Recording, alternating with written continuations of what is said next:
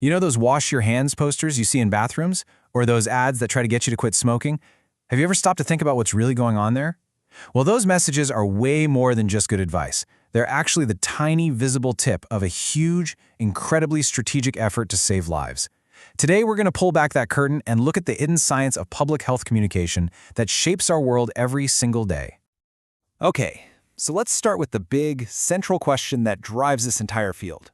I mean, seriously, how do you get millions of totally different people to actually change their habits for the better? It's not about just telling them what to do. It's this really sophisticated mix of science, art, and strategy. So before we can get into the tactics, we kind of have to understand the playing field. What exactly is public health anyway? Now, I want you to pay close attention to the wording here. Public health is both a science and an art. The science part, that's the data, the evidence, the hard facts. But the art? That's the communication, the community engagement. It's the human side of getting all of us to work together for a healthier future. The CDC's mission statement just cuts right to the chase, doesn't it? It's not just about living longer. It's about having a better quality of life in the years you have. And that right there, that's the core mission fueling everything we're about to talk about. And believe me, the stakes could not be higher. Just look at this list. It's everything from infectious diseases like AIDS to chronic problems like heart disease, all the way to massive societal issues like drug overdoses. This is the battlefield where public health operates. And the challenges, they are absolutely immense. But here's the good news. Here's the payoff. The impact is just as massive as the problems. I mean, think about it. Seatbelt laws, vaccines, tobacco control, clean water. These aren't just small wins. These are gigantic shifts that have literally saved hundreds of millions of lives. This right here is the proof that public health works. So, how do they do it? How do you go from a problem like smoking to a massive success like tobacco control? Well, a lot of it comes down to a core strategy, a framework known as IEC. Let's see how it's built. IEC stands for Information, Education, and Communication.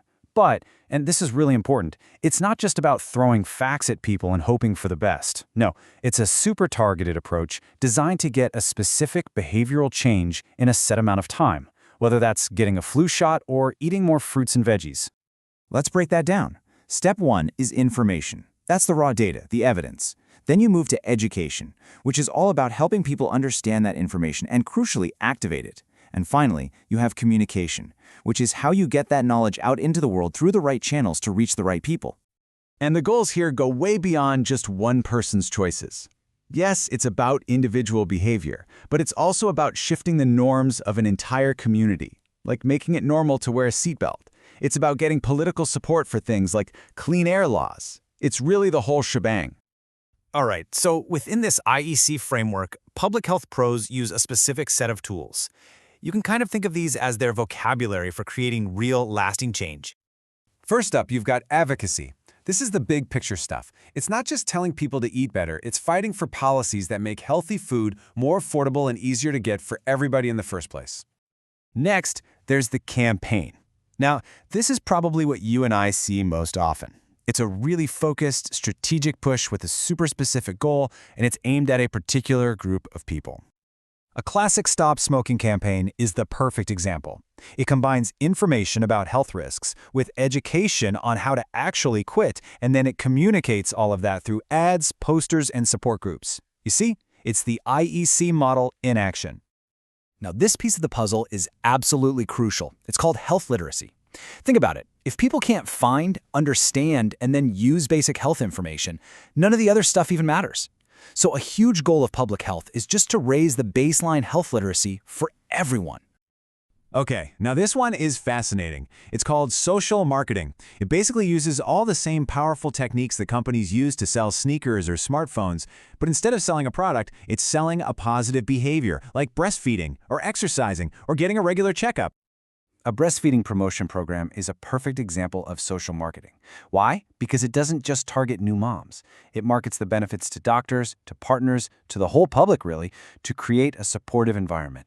The goal is to make the healthy choice the easy choice, and even the desirable one. So we've got the framework, and we've got the toolkit, from advocacy to social marketing. But what happens when a crisis hits? And you have to deploy all these tools at once under unbelievable pressure with lives literally on the line. Well, that is exactly what we all saw during the COVID-19 pandemic. In the middle of all that chaos, there was just no time for complicated messages. The entire IEC strategy, all the data, the education, the communication, it had to be boiled down into brutally simple, actionable commands. It all came down to a few powerful words, like practice hygiene. And the communication also had to be really targeted, right? It had to appeal to our sense of community, our responsibility for the most vulnerable people around us. This wasn't just a health message anymore. It was a deeply social one. And this one is so critical. A massive part of the communication effort was dedicated to this, fighting misinformation. Because in a crisis, clear, truthful communication isn't just helpful, it's a life-saving intervention, period. So, when you put it all together, from understanding the enormous scope of public health to breaking down the IEC framework and all its different tools, you start to see that the health messages all around us are anything but random. They are the visible result of a deep, scientific, and highly strategic effort. And that really brings us to the final takeaway. The next time you see a public health ad or a poster in a doctor's office, you'll know about the immense amount of strategy that went into making it. So my question to you is, now that you know all this, what health message are you going to see differently tomorrow?